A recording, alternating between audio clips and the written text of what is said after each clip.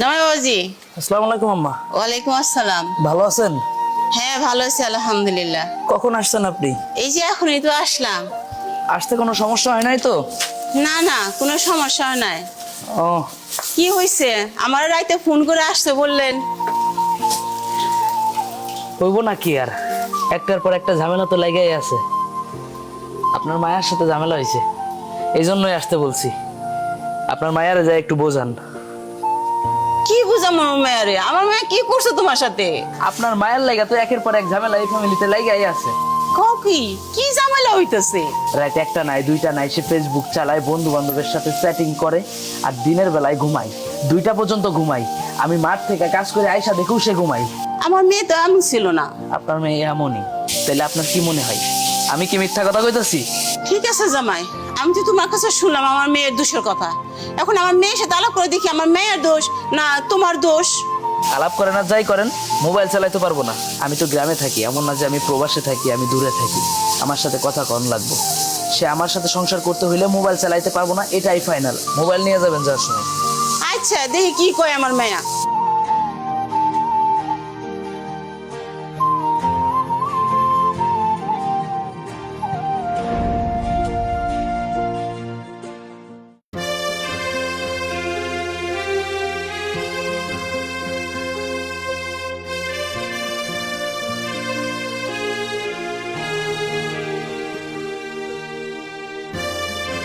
এই হইছে, ফোনটা একটু রাখ।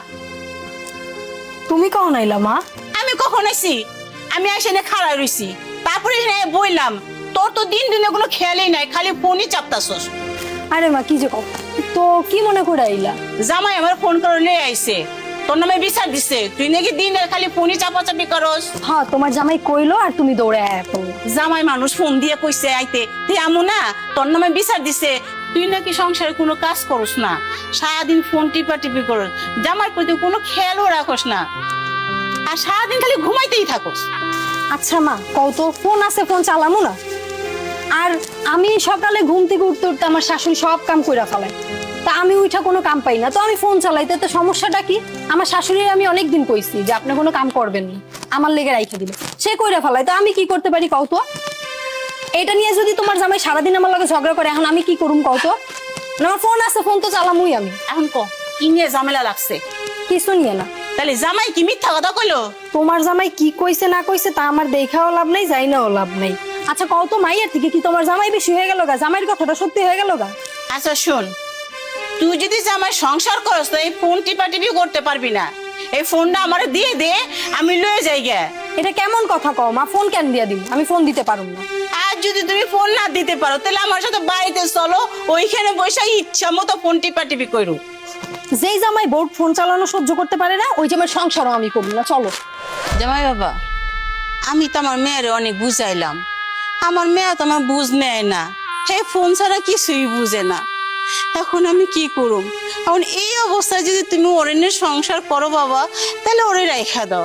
আর যদি মনে করো যে ওর সাথে সংসার করবো না, ও ফোন টিপা টিপি করে দিকে, তাহলে আমি আমার মেয়ের বাড়ি লয়ে যাই গে। শোনেন মা, একখান কথা কই, আপনি আপনার মায়ারে নিয়ে বাড়িতে চলে যান, তাতে কোনো সমস্যা নেই, কিন্তু যাবার আগে একটা কথা কই, সেটা মাথায় রেখেন। আপনার মায়ারে নিয়ে যায় তো আপনি ঘরের খুঁটি করে রাখবেন না, অন্য জায়গায় বিয়ে দিবেন। সেখানে যদি এই ঝামেলা করে সেখান থেকেও ছাড়াই নিবেন, নেওয়ার পরে অন্য জায়গায় বিয়ে দিবেন। এটাই কি আপনার মতো গার্জিয়ানদের কাজ? গার্জিয়ানদের সন্তানদের প্রতি একটা সুশিক্ষা থাকে, সেই সুশিক্ষাটা আপনার মায়া পায় না। আপনার মায়া মোবাইল চালাই, আপনার মায়া সংসারে মন দেয় না, এটা আপনারে বলছি, আর আপনি সেটার বিচার করতেছেন আপনার মায়ারে নিয়ে যায়। আপনার মায়ারে শাসন করার ক্ষমতা নাই, এটাই তো বুঝাইলেন। তা যেই মায়ের শাসন করার ক্ষমতা তার গার্জিয়ানদেরই থাকে না, সেই মায়ের কন্ট্রোল করার ক্ষমতা তার হাজবেন্ড তার জামাইয়ের কিভাবে থাকে বলেন? কি করবো জামাই বাবাজি, মেয়ে তো আমার কোনো বুঝে নিতেছে না। আর তাছাড়া ও আমার একটা মাত্র সন্তান, আমার তার কোনো সন্তান নাই। আমি আমার মেয়ের মনে কষ্ট দিবার চাই না বাবা, তাই আমি আমার মেয়ের সাথে করে লয়ে যাবার চাই।